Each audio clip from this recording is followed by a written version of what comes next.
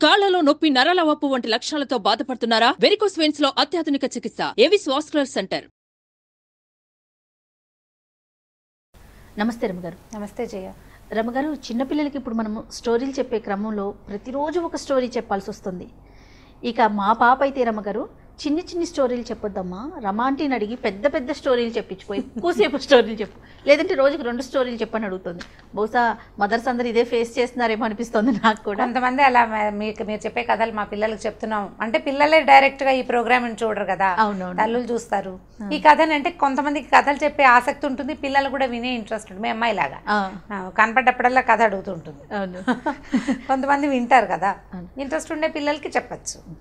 Almost అంటే ఇదేదో మనం చేసే దీని వల్ల కాకపోయినా ప్రతి తల్లి కూడా ఇది ఫాలో అవుతూనే ఉండుండొచ్చు బహుశా ఇంతకు ముందు నుంచి కూడా. ఈ స్టోరీ చెప్పటం అనేది ఏదో తనకు తెలిసిన ఒక కథ చెప్పటం అనేది.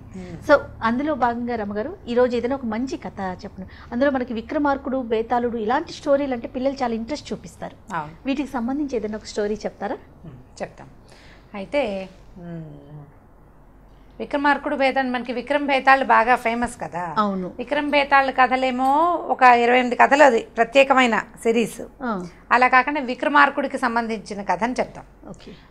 విక్రమార్కుడికి ఏంటంటే ఆయన రాజు అయిన తర్వాత ఆయనకి దీనికి ముందు నేనేమిటి, నేను ఇప్పుడు రాజుని, నేను ఇప్పుడు విక్రమార్కుడిని, ఈ విక్రమార్కుడిగా పుట్టడానికి ముందు నేనేమిటి అని తెలుసుకోవాలని ఉండేదట. ఓకే. ఇప్పుడు ఎవరైనా మనం ఇప్పుడున్నాము, దీనికి ముందు మనం ఏమిటి లేదా దీని తర్వాత మనం ఏమిటి అనే జిజ్ఞాస మనుషులకు సహజంగా ఉంటుంది.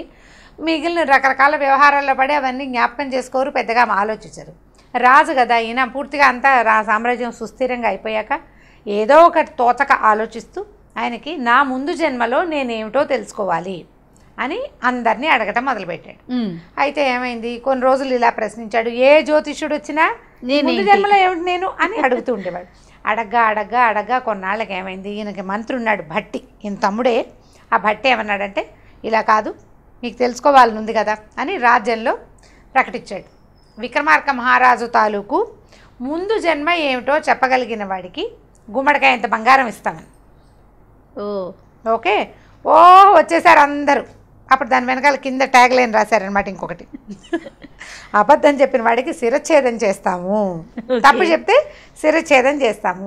ఇప్పుడు వాడు ఏదో చెప్పాడు, అది తప్పో రైటో మనకు ఎలా తెలుస్తుంది? కానీ జనాలు భయపడతారు కదా. భయపడి ఏం చేశారు, వచ్చిన జనాలు సగం మంది వెనక్కిపోయారు.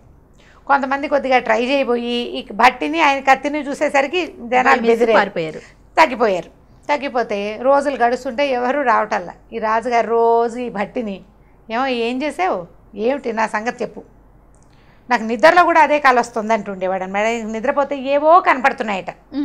ఆ కనపడుతున్నది ఏమిటో నాకు క్లారిటీ లేదు, నువ్వు కనుక సరిగ్గా కనుక్కొని చెప్తే దాన్ని కనెక్ట్ చేసుకుంటాను అనేవాడు. ఇది తోచక చేసే పనే నిజానికి, కానీ ఆయనకు ఆసక్తి ఉంది రాజుగారు. సరే ఏమైంది, ఆ రాజ్యంలో ఒక శంకర్ భట్టు అని ఒక బ్రాహ్మడు ఉన్నాడు.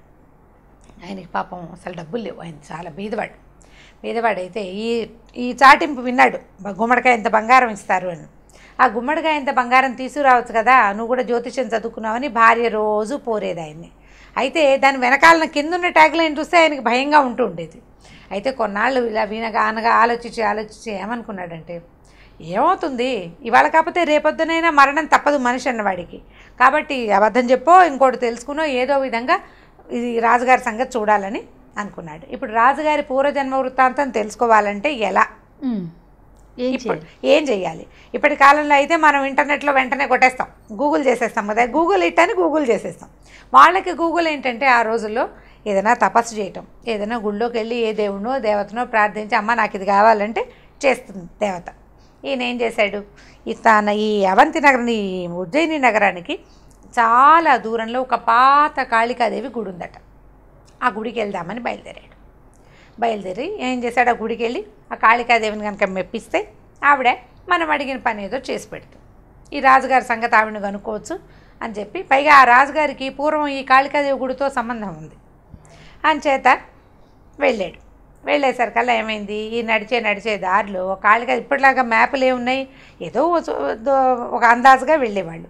ఈ వెళ్ళే దారిలో ఆయన దారి తప్పిపోయి ఏదో బాగా గుబురుగా ఉన్న ఒక తోటలోకి ఎంటర్ అయ్యాడు. చీకటి పడిపోతే ఈయన ఏం చేశాడు, రాత్రి అయిపోయింది, ఈ పూటకి ఇక్కడ పడుకుందాం, రేపు తెల్లారాక అప్పుడు చూద్దాం అంటే వెళ్ళే దారిలో కొన్ని ఊళ్ళు కనపడాలని లెక్క ఉంది. ఊళ్ళేవో కొన్ని కనపడ్డాయి, కానీ ఎక్కడ దారి తప్పిపోయాడో అడవిలోకి ప్రవేశించేశాడు. ఈ గుబురుగా ఉన్న చెట్ల ఉన్న ఈ వనంలోకి ప్రవేశించి ఆ రాత్రి పడుకుందామని ఓ చెట్టు ఎక్కి పడుకున్నాడు. పడుకునేసరికల్లా 12 ఏమో అయింది. అర్ధరాత్రి అయ్యేసరికల్లా డమ డమ డమ డమ అని పెద్ద పెద్ద చప్పుళ్ళు వినపడుతున్నాయి. ఏదో డమరకం లాంటిది మోగుతోంది. చుట్టూతా మొత్తం అంతా వనమంతా కాంతివంతంగా అయిపోయింది. అయ్యేసరికి ఇతను ఇదేమిటి దాక్కున్న చోట దయ్యాలు వచ్చినట్టు, నేనేదో రాత్రి పడుకుందామని ఇక్కడ పడుకుంటే ఇలా వచ్చింది ఏమిటా అని చూసేసరికల్లా పెద్ద వాయిద్యాలతోటి శివుడు పార్వతి తిరుగుతున్నారట వనంలో, శివపార్వతులు ఇద్దరు.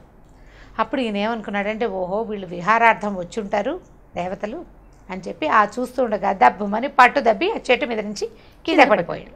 పడేసరికల్లా ఈ ప్రమథగణాల్లో కొంతమంది వీడిని పడిన వాడిని మానవుడు వీడెవడని వాడిని పట్టుకున్నారు. పట్టుకుని శివుడి దగ్గరికి తీసుకెళ్ళారు. ఆయన ఏమన్నాడంటే, ఇది నువ్వు దారి తెప్పి వచ్చావు కానీ మారేడు వనమట అది. ఓహో, మాకు మారేడు చెట్లు ఇష్టం, శివుడికి మారేడు దళాలు ఇష్టం కదా. ఆ మారేడు వనాలు ఎక్కడుంటాయో అక్కడ సంచరిస్తారట రాత్రిపూట. ఇవాళ మేము ఇక్కడికి వచ్చాము, ఏమిటి నాయన నీ సంగతి అని కనుక్కున్నాడు. కనుక్కుని ఆయన పెద్దగా కనుక్కోకపోయినా శివుడు సర్వాంతర్యామి, ఆయనకి తెలుస్తాయి కదా. ఏమన్నాడంటే, నీ గుమ్మడికాయ ఇంత బంగారం లభిస్తుంది, ఎందుకంటే నువ్వు అనుకోకుండా శివదర్శనం చేసావు. ఈ శివదర్శనానికి ముందు నువ్వు చెట్టెక్కి మారేడు దళాలు చెట్టెక్కేటప్పుడు ఓ చెట్టెక్కుతుంటే ఆకులు కొన్ని రాలుతాయి కదా, ఆ కింద ఒక శివలింగం ఉంది, ఆ శివలింగం మీద పడ్డాయి ఇతను కోసినటువంటి మారేడు దళాలు ఇతను చేయి వల్ల. అందుకని నీకు పుణ్యఫలితం లభిస్తుంది నాయన. కాబట్టి నువ్వు ఒక పని చెయ్యి, ఈ రాజు దగ్గరికి వెళ్ళు. వచ్చే అమావాస్య నాడు, రేపు అమావాస్య నాడు శివుడిని రాజుగారిని శివపూజ చేసుకుని పువ్వులు అక్షింతలు పట్టుకుని ఈ ఊరికి ఉత్తరం వైపు ఉన్నటువంటి ఒక పల్లెటూరు పేరు చెప్పాడు, రామాపురం కృష్ణాపురం ఏదో ఊరు చెప్పాడు. ఆ ఊళ్ళో ఒక కుమ్మరివాడు ఉన్నాడు. వాళ్ళ ఇంట్లో మట్టితో చేసిన ఒక గుడ్డి ఎద్దుబొమ్మ ఉంది. మట్టితో చేశాడు, కళ్ళు లేవు, అంటే ఎద్దుబొమ్మ చేశాడు, దానికి కళ్ళు పెట్టాల పొరపాటున. ఆ బొమ్మ దగ్గరికి వెళ్ళి ఆ బొమ్మ మీద అక్షింతలు పువ్వులు వేసి తన గురించి అడగమని చెప్తుందన్నాడు. ఓహో, బాగానే ఉంది కదా. ఇంతలో సూర్యోదయం బ్రాహ్మీ ముహూర్తం అయిపోయింది. శివపార్వతులు అందరూ మాయమైపోయారు. వీడు తెల్లారేదాకా ఈ బ్రాహ్మడు అక్కడ పడుకుని పొద్దున్నే లేచి రాజుగారి దగ్గరికి వెళ్ళాడు. మళ్ళీ ఇదంతా వచ్చిన నడకంతా మళ్ళీ వెనక్కి నడిచాడు. వెంటనే చేరలేదులేండి, 2-3 రోజులకి చేరాడు. బట్టి దగ్గరికి వెళ్ళాడు. అయ్యా, రాజుగారి పూర్వజన్మ రహస్యం నాకు తెలిసిపోయిందండి, నేను చెప్తాను, నన్ను రాజుగారి దగ్గరికి తీసుకెళ్ళమన్నాడు. తీసుకెళ్ళమంటే సరే తీసుకుపోయారు. తీసుకెళ్తే ఈయన ఏమన్నాడంటే, రాజా ఇప్పుడు ఇంకా పౌర్ణమి నడుస్తోంది, పౌర్ణమి రోజుల్లోనే ఈయన చూశాడు శివుణ్ణి. అమావాస్య నాడు శివ పూజ చేసిన అక్షింతలు పువ్వులు పట్టుకుని ఈ ఊరికి ఉత్తరం వైపు ఉన్నటువంటి అక్కడ రామకృష్ణాపురం అనే ఊరికి వెళ్ళి అక్కడ ఒక కుమ్మరివాడు ఉన్నాడు. వాళ్ళ ఇంట్లో ఒక గుడ్డి ఎద్దు బొమ్మ ఉంది, మట్టితో చేసింది. ఆ బొమ్మ మీద అక్షింతలు చల్లు, నీ సంగతి కనుక్కో, అది నీకు చెప్తుంది అన్నాడు. సరే రాజుగారు ఇది పెద్దగా నమ్మశక్యం కాలేదు. బ్రాహ్మణుడు చూస్తే బీదగా ఉన్నాడు. సరే దీని సంగతి ఏమిటో చూద్దామని ఈ 15 రోజులు ఈ బ్రాహ్మణ్ణి పోషించండి, ఇక్కడే ఉంచుకుని 15 డేస్ తర్వాత ఈ అమావాస్య వచ్చాక అక్కడ ఏదో విషయం తేలాక అప్పుడు వీటి సంగతి చూద్దామన్నారు. సరే బ్రాహ్మణ్ణి పోషించడం అంటే ఏమిటి, వాడికి చక్కగా ఇబ్బడి ముబ్బడిగా అన్నీ ఇచ్చి ఇంటికి పంపించారు. ఇంటి దగ్గర 4 సైనికుల్ని కాపలా పెట్టారు. ఇంటికి 10 హాయిగా తిన్నారు. ఈ 15 రోజులు గడిచాయి. ఈ రాజుగారు ఏం చేశాడు, అమావాస్య నాటి రాత్రి చీకటి పడ్డాక ప్రదోషకాలంలో అంటే చంద్రోదయం అవదు కానీ చంద్రోదయ వేళకి పూజ చేసుకున్నాడు. శివ పూజ చేసి అక్షతలు పువ్వులు పుచ్చుకుని ఆ రామకృష్ణాపురం రథం వేసుకుని అక్కడికి వెళ్ళాడు. వెళ్తే ఒక కుమ్మరివాడి ఇంటికి వెళ్ళాడు. ఆ ఇంట్లో ఒక పెద్ద సైజు ఎద్దు బొమ్మను. అయితే ఈయన అడిగాడు, ఏమయ్యా మట్టితోటి ఎద్దు బొమ్మను చేసావు, బాగుంది, దీనికి కళ్ళు పెట్టలేదేమిటి, పాపం గుడ్డి బొమ్మను చేసావు, కళ్ళే లేవు ఆ బొమ్మకి.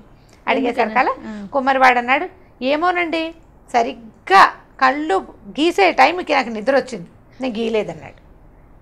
సరే ఈయన ఏం చేశాడు, రాజుగారు ఆ బొమ్మను చూసి ఆ బొమ్మ మీద అక్షింతలు పువ్వులు చల్లాడు. చల్లితే ఆ గుడ్డి బొమ్మ చటుక్కుని కళ్ళు వచ్చినాయి. దానికి కళ్ళు తెరిచింది, వలవలా ఏడుస్తుంది, కళ్ళలోంచి నీళ్లు కారుతున్నాయి బొమ్మకి. కారుతూ, రాజా నేను ఎక్కువసేపు ఇక్కడ ఉండను, నువ్వు ఈ పువ్వులు చల్లావు చూడు, దీని ప్రభావం వల్లే నేను మాట్లాడగలుగుతున్నాను. వచ్చే అమావాస్య నాడు ఊరికి తూర్పు వైపున ఉన్నటువంటి శ్మశానంలో చెట్టు మీద ఒక పిశాచి ఉంది, దాని మీద ఈ పువ్వులు అక్షింతలు అక్కడ కూడా చల్లు, అది నీకు చెప్తుంది ఓకే అని చెప్పాడు. చెప్పి గుడ్డి బొమ్మ ఆ కళ్ళు మూసుకుపోయినాయి, టపికని పగిలిపోయింది. బొమ్మ కాస్త పగిలిపోయింది. రాజుగారు అవురా ఇదేమిటి, ఏదో చేయబోతే ఇలా అయింది, సరే చూద్దామని మళ్ళీ ఇప్పుడు మళ్ళీ అమావాస్య రావాలంటే ఈసారి నెల రోజులు ఆగాలి. ఈ నెల రోజులు ఈగర్గా వెయిట్ చేశాడు రాజు విక్రమార్కుడు. సరే మళ్ళీ అమావాస్య వచ్చింది, ఈసారి పూజ చేశాడు. ఇప్పుడు ఊరికి తూర్పునున్న ఉజ్జయిని నగరానికి తూర్పు వైపు ఉన్న శ్మశానానికి వెళ్ళాడు. ఆ శ్మశానంలో ఒక పెద్ద చెట్టు ఉంది, ఆ చెట్టును ఆశ్రయించుకుని ఒక పిశాచి ఉంది.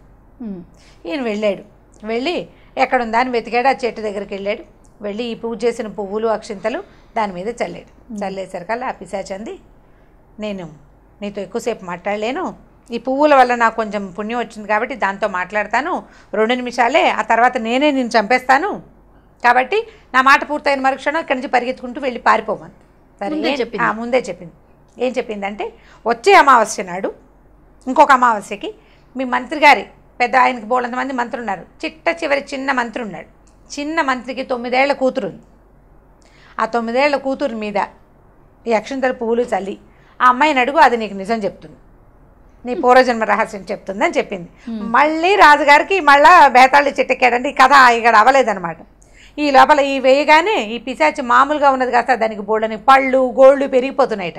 రాజుకి అర్థమైంది ఇది మన మీద పడుతుందని. ఈయన ఏం చేశాడు, పరిగెత్తుకుంటా చెట్టు దిగేసి రథం ఎక్కి పరిగెత్తుకుంటూ బయటకు వచ్చేసాడు అక్కడి నుంచి. తర్వాత జరగబోయేది ఏమిటి, మనిషిగా ఈయన గొప్పవాడు కానీ పిశాచాల దగ్గర ఆయన పవర్ పనిచేయదు కదా, కత్తులు గిత్తులు పనిచేయవు.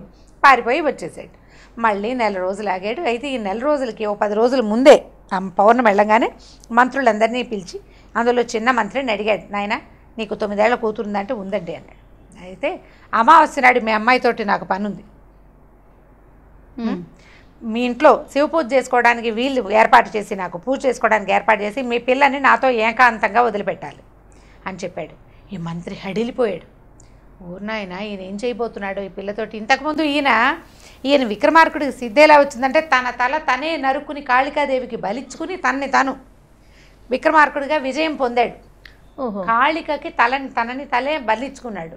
అంత భక్తుడు, అంత పని చేశాడు ఆయన. అంటే అలాంటి పని చేయగలిగిన వాడు. పైగా ఈ 3 నెలల నుంచి ఓ రోజు నెలకోసారి ఆ ఊరు వెళ్తాడు, ఇదేమిటో శ్మశానానికి వెళ్ళొచ్చాడు. ఇప్పుడు కొత్తగా ఈ కథ మొదలు పెట్టాడు, పిల్లని ఏమైనా బలిస్తాడేమోనని హడిలిపోయారు వాళ్ళు. భయమేసింది వాళ్ళకి. తర్వాత జరగబోయేది ఇదేనేమోనని అక్కడి నుంచి బొణుక్కుంటూ ఎలాగో పాపం ఆ 10 రోజులు గడిపారు. ఆ అమావాస్య పూట మరి రాజు కాదనలేరు, ఏడ్చుకుంటూ పిల్లని ఇంకా కోల్పోతామనుకుని శివ పూజకు ఏర్పాటు చేశారు. ఇప్పుడు 3వ నెల అమావాస్య నాడు రాజుగారు సపరివారంగా మంత్రి గారింటికి వెళ్ళాడు. చిన్న మంత్రి, సాధారణమైన వాడు. చిన్న మంత్రి అంటే ఓ 25 మంది మంత్రులు ఉంటే చిట్ట చివరి వాడు, చిన్న పోస్టు, చిట్ట చివరి పోస్టు. సరే వాళ్ళ ఇల్లు ఏదో సుమారైన ఇల్లు, ఇంత పిల్ల ఉంది. వెళ్ళాడు. పూజకు ఒక గది ఏర్పాటు చేశారు, ఒక పెద్ద హాల్ లాంటిది అక్కడ పెట్టారు. శివలింగం పెట్టి పువ్వులు గివ్వులు పెట్టారు. ఈ పిల్లని అక్కడ కూర్చోబెట్టారు. కూర్చోబెట్టి ఇంటికి బాది ఏడ్చుకుంటూ బయటికి పోయారు. పిల్లని ఏం చేసేస్తాడో ఈయన ఏం చేశాడు, తన పద్ధతి ప్రకారం శివ పూజ చేసుకున్నాడు. ఈ కూర్చున్న పిల్ల చక్కగా బాస్పెట్లు వేసుకుని ముచ్చటగా కూర్చుని 9 ఏళ్ల పిల్ల అంటే ఎంత ఉంటుంది, ఎంత ఉండదు, చిన్నపిల్లే కదా. ఏం చేశాడు, ఈ పువ్వులు అక్షంతలు అమ్మాయి మీద చల్లాడు.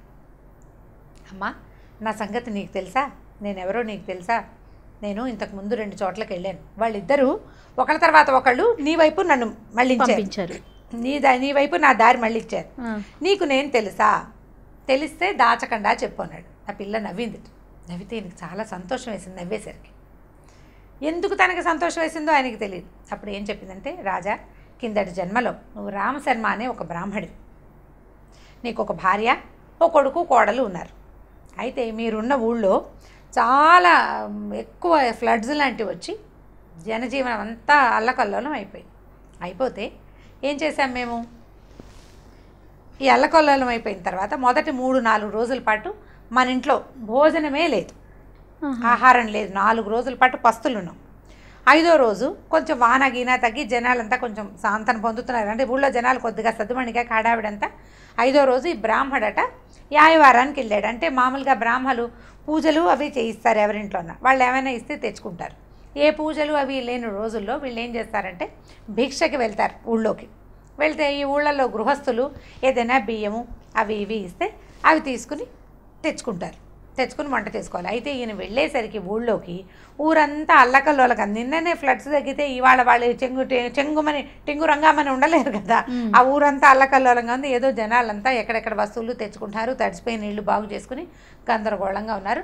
4 గుప్పెళ్ళ బియ్యం మాత్రమే దొరికినాయట ఆ రోజు.